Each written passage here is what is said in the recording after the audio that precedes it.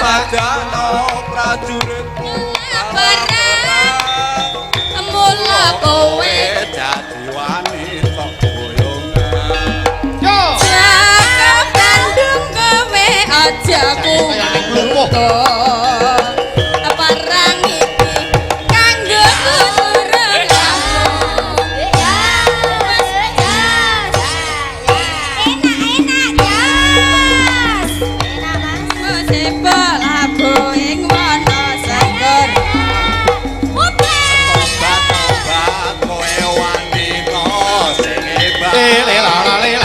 ora ngerti yen Bandung putra ratu pengking Prabu Damaraya aku duwe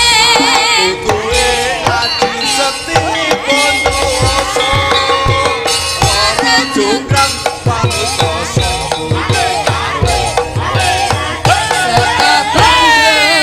aku duwe beban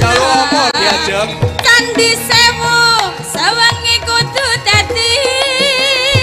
iya jonggrang payuwono tanduro